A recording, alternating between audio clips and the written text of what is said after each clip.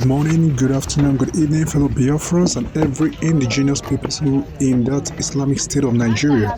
This is what people go through in the southeastern part. You see the way they come out of their vehicles and start going to the checkpoints.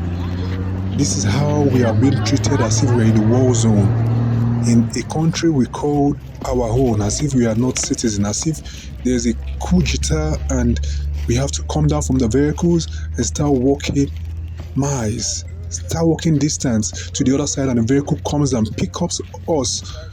This is how we are being treated like animals. According to the Islamic State of Nigeria, the constitution has been amended in 1999 and key factors of the constitution involve freedom of speech, freedom of movement, and freedom of religion. This has been infringed by the government of the Islamic State of Nigeria just because of the jihadist agenda that is made and the Islamization agenda for the Nigerian or the indigenous people in that place called Nigeria. And the British has been supporting the motion all the way before 1960. There was no independence. It was external colonialism for internal colonialism. It was handed over to the Sokoto's Sultan, who was then the Sultan of Sokoto. He was handed over to rule Nigeria from his position. That is why every coup d'etat, except from the first one that was led by Ifeanyi, Emmanuel Ifeanyi and Cardinal Zogo, they have not been, other coups that have been ordered by the Sokoto Caliphates. And after the Sokoto Caliphates lost their power was when Babangida and there was a fallout between Babangida and what's his name? And Buhari. And taking over from Babangida was Abacha. Abacha really destroyed the power of the caliphates. So now this is the challenge we're going through in the zoo, in the Islamic State. We, the Western people from the western part of the country, all indigenous people from the western part are going through this challenge.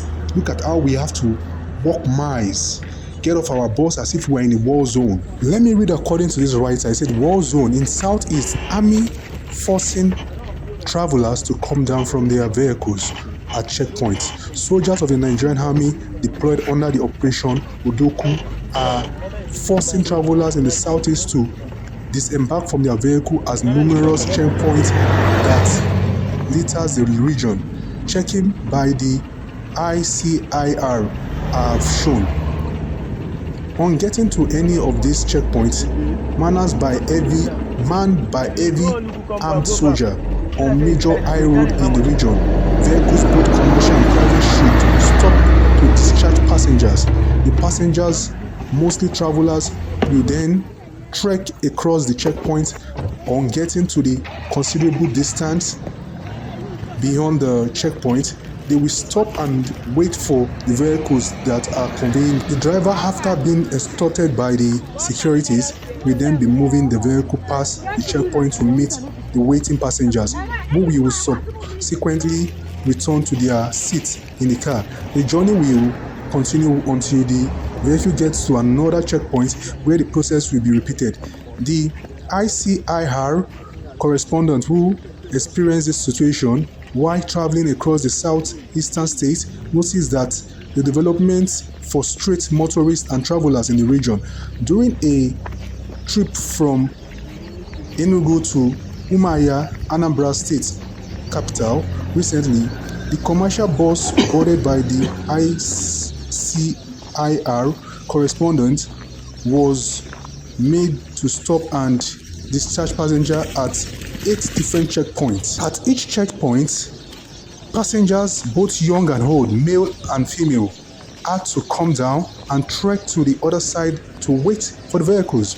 Interestingly, the vehicles and the passenger are not searched at the checkpoint, but the ICRR correspondent observed that the heavily armed soldiers were alert as they watched the passengers walking past the checkpoint.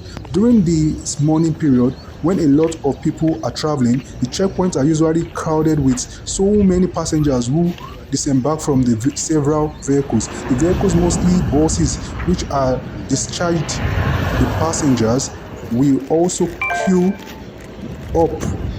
They will wait until the passengers have walked past the checkpoint, both driving through. one after the other, to pick up their passengers.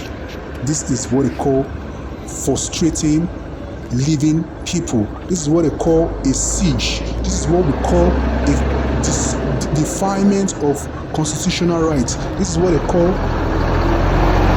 dehumanization. This is what they call marginalization.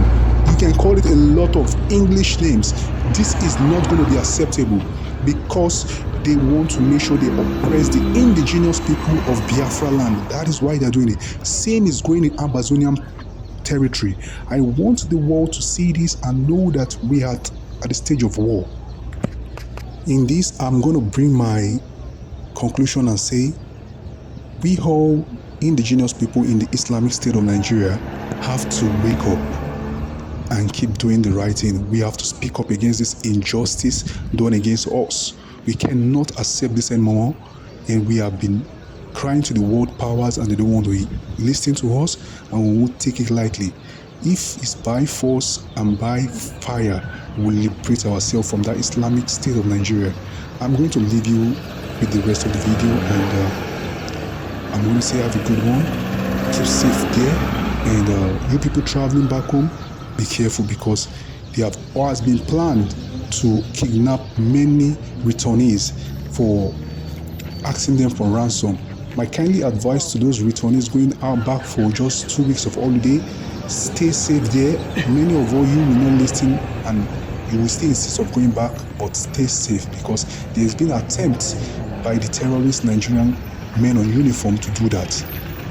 Have a good one. We'll see you in another video.